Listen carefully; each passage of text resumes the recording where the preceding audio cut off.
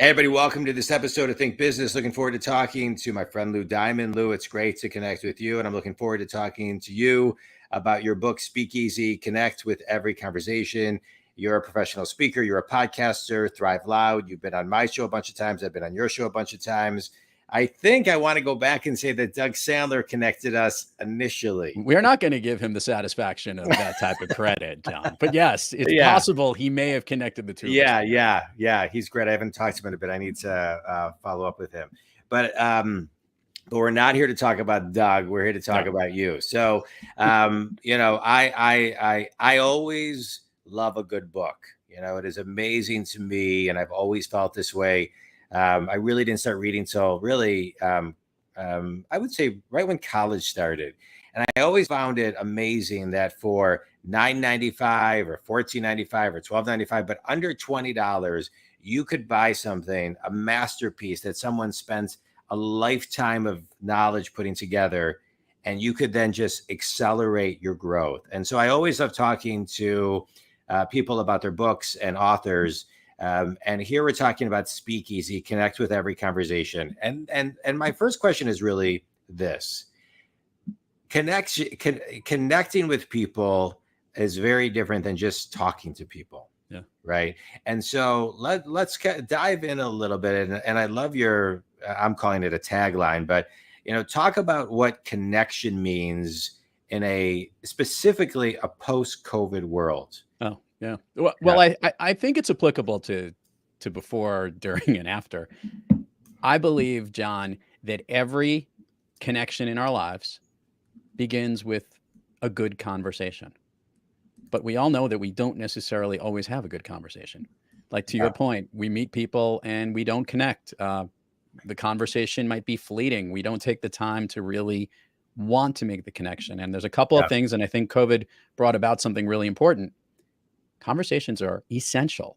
When you drill down, if every connection begins with a good conversation, well, then that's where we should really be focused on. All the connections in our lives that we have personally, professionally, need to have a good starting point. And when they don't connect, it made me think, well, what if they did? Yeah. What if every single time we had a conversation with someone, a connection was made, an opportunity was created, and a relationship began where more conversations would take place? Yeah. Business would get done, sales would get done. People would meet and establish personal relationships. And I realized you and I are in a great spot in our lives because I learned a lot of lessons sitting behind the microphone. Yeah. Because you and I have been having lots of conversations. And there is something to be said about great conversations that we have. You know that you have them. You make connections with just about every single one of the guests you have on your program, because there are things that you do in the conversation, and that's important. What I learned in putting together Speakeasy was it wasn't as much about the things you needed to do as how you needed to be. Yeah. So stepping into every conversation. Yeah, let's talk about that. Think Community. Many of you know I'm a business coach, and I work with successful people who are stuck, and I get them unstuck. And what I love about this show is that I have guests that give the listener a minimum of one thing to help them get unstuck. And so I want to kind of give some tools to get them unstuck. And so and I find in my coaching career and sitting behind the mic that when you can define something, when you can give people a word, when you can give people a talking point, when you give people a question, when you can give people a transition or a bridge, it kind of like it's really, it can be life-changing. Yeah. And so what in your book, how does it guide someone and provide any kind of immediate tools that they can implement to speak easier? I'm going to give one quick tip that I do before I step on any stage, before I enter any client meeting, before I give any virtual presentation, before I go into a podcast interview, whether as a host or a guest. It is a routine that I do that is a great way to think about how you can better connect in the conversation you're about to have. Yeah. And I call it Connect Your Voice, VOICE. Each one of these letters has a specific task that I do before I step in, almost like a meditative thing right before I start a conversation. V, visualize how the conversation should go. Here is a perfect opportunity. You're someone I know. We're reconnecting. I'm Yeah. informing you. I'm educating your audience. I want to create an environment that in this conversation, I'm going to provide you with, as who's asking me the questions, you're the question asker. I'm going to Right. provide you with information that your listeners are going to benefit from. Yeah. O is to appreciate the opportunity to even have a conversation. John, every conversation is a gift. Yeah. We need to think of it that way. And if you go into every conversation being appreciative of it, the person you're about to speak with, one, will be real appreciative in the moment because you're being appreciative of them. It's creating a more positive environment to have a better opportunity to connect in the conversation. Yeah. I is the identity you need to have in the conversation. As I mentioned, you're asking the questions, I'm providing the information. You need to know it, almost like a role in a show or an improv play. Because if you have a clear understanding of who you are, that's going to be clear with the person you're trying to have a conversation with. Yeah. And lastly, C and E is you need to bring charisma and energy. Charisma, you have to bring something unique about yourself. I have a lot of energy. I'm kind of fun. I like to make fun of your brother and you whenever I can. But most notably for these listeners, I'm always trying to bring that charisma of who I am individually. Yeah. And E is an energy, because let's make it clear, to make a connection in a conversation, you need to raise the bar a little bit because nobody wants to connect with a dud. Yeah. Yeah. Yeah. Yeah. I love that. You got to kind of, it's interesting that I love the voice flow of that. And as you said, it's meditative. I find myself meditating before all my meetings, all my podcasts. And sometimes it's just 30 seconds, but because I've been doing it for so many years, I can kind of get into a zone of where I need to kind of be. I think it's a focus point for me. And when I've helped other people and when I've spoken to audiences or companies to help them, or really salespeople and marketers, when they're in a conversation and that conversation is about trying to get a prospect to become a client. Yeah. Think about that level of focus and understand where your role is. And the more focused you are and the more appreciative you are, even that time to have the conversation, that level of respect and being yourself and bringing a little energy is going to make that conversation in and of itself memorable. Yeah. And that's what you're trying to do, because we want to walk away saying, I want to have another conversation with that person. Yeah. And that is a helpful tip that there are many suggestions in Speakeasy about this. Again, this is how you need to be. And if that's a set reminder to get your clock going as part of like your stage prep, if you would, before you're entering the art of the conversation itself. Yeah, I love it. Let's continue the conversation about the art of the conversation, and how you address the idea of influencing people and empowering people. I think those are two huge skill sets when it comes to the art of the conversation. And so, kind of break each of those down. One of the big parts I'll say is in the conversation itself. This was taken from someone that you and I looked up to a long time ago, the late Larry King. Love him. When the red light went on, he basically flipped a switch and he was ready to go. He was basically, as I love to say, he was in the moment and he was going to show up every time he was in a conversation. And I can state this, that it is important for people to understand that at that moment of a conversation, when you're not showing up and you're not being the best version of yourself, or you're not trying to make that engagement, the level of what you're going to be talked about fades. Yeah. So there's a level of focus and understanding and trying to be in the moment in that short period of time in a conversation, because most of our conversations aren't that long. Yeah. The last point that relates to what you're saying too is in the sense of appreciating that time is a limited commodity that we have. I sign off each of my shows, John, be brief, be bright, be gone. Yeah. That's B5G, if you want to count all the B's in there. B5G is my motto, because be brief means try not to be so wordy in your conversations when you're in them. Try and say something that is bright and going to elevate and add to the conversation and not distract from it. And be gone doesn't mean drop the mic. Be gone kind of means move onward and upward. And when you do that, John, if you think of that as your center of what you're trying to do in a conversation, you're going to make the conversation itself a piece of artwork on its own. And that's a key piece of this. I love that. You mentioned, conversations aren't necessarily that long. How long is a quality conversation? Phenomenal. It could be literally just a back and forth in 2 seconds. Yeah. Or it could be a really meaningful one. I'll never forget. I've spent a full day with my late grandmother years ago. And I think we had, supposed to be like a 20-minute dinner at probably like 3:30, but it turned into something that was about 2 hours. And those are moments, and every single aspect of that conversation was valuable. But I've also hopped into a cab with someone immediately and in almost like under 2 minutes. Yeah. And remembering that, wow, that was someone I got to follow up with and connect with. You can have that connection. There isn't a time limit. Yeah. A lot of it is if you show up the right way every time you enter those conversations, you might increase the likelihood that the speed of the conversation connects faster. Right. Yeah. I love that. I love that.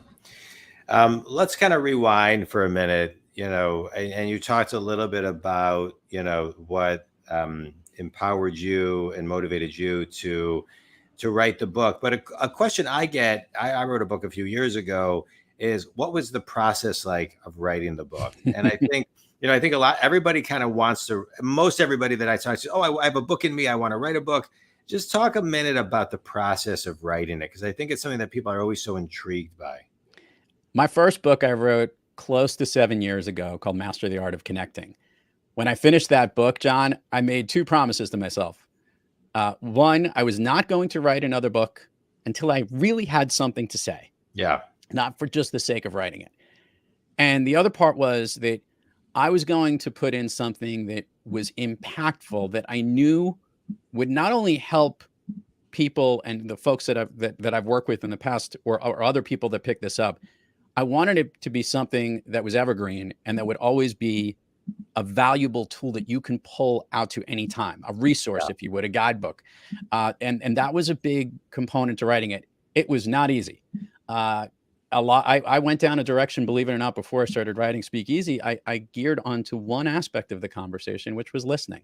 Yeah. I even flew to Oregon and interviewed an audio technology company to understand the hearing impaired, what they try to provide for listening. And I did a tremendous amount of research with it. And 2 things came out of that. One, I wasn't the right person to tell that story. And 2, it reminded me how important and how valuable conversations are. And then that is something that I'm very positioned in the right spot to speak about. Yeah. And I then took a lot of time and focus. It probably took about a year and change. Worked with an amazing team over at Page 2, loved them, and in putting it together, and a lot of writing, a lot of editing, a lot of soul searching, but more importantly, a lot of valuable lessons incorporated in a real compact, easy message that everybody can value. I love it. I love it. What is one of the number one things someone will get from reading your book, extract from it? They're going to start to think of conversations a lot differently. Everyone, you and I are having one right now, and this is a typical one. But there are many other forms of conversations that we engage with numerous times of the day, and we actually don't think of them as conversations. Yeah. And the book will actually highlight how you should be thinking about that conversation and how to deploy the lessons of Speakeasy in all those aspects. And it will increase how you can connect, engage, and win. Each chapter I give you is a specific lesson of how you can take the tip and tool that you have and apply it specifically to business, but it could be utilized for leadership, for marketing, for sales, in a way that you can grow as an individual and a leader. Yeah. And that's something that I want to have. So every chapter has connect, engage, and win. That'll be the biggest takeaway you'll have from each chapter. Yeah, plus, you'll love this part. There are a lot of difficult conversations we have. And because of the theme Speakeasy, like an old 100-year-old perk, at the end of the book, John, we created the Speakeasy bar cart menu, where we offer conversational flights, the ingredients of what you need to bring to the table to deal with an uncomfortable conversation, which we call the 800-pound gorilla, the boom, boom, Zoom room on how to make your Zoom meetings a little bit more energetic, and a bunch of other unique conversations that are very often things you would run into, and how you can apply the lessons of Speakeasy. I love it. I love it. All right, quick speed round. You ready? Yeah, let's hit it. Book that's had the biggest impacts on you. I'm going to give a shorter term version, Exactly What to Say by Phil M. Jones, and because he's at the top of my book. No, without the lesson, the things you should be saying in the moment. I'm more about what you need to bring to the table. Phil's spectacular at hitting the message of what you need to say in the conversation. Yeah. All right, good. Best piece of wisdom you've ever received? By my father. Keep your eye on the ball and follow through. Yeah, I love it. Finish this sentence. One thing everyone needs to do to be a better conversationalist is? Buy this book. Good. I like that. And And is a yeah, I'll go give ahead. one real one. Yeah, That everyone needs to do is to appreciate the opportunity that every conversation is a gift. yeah, I love that.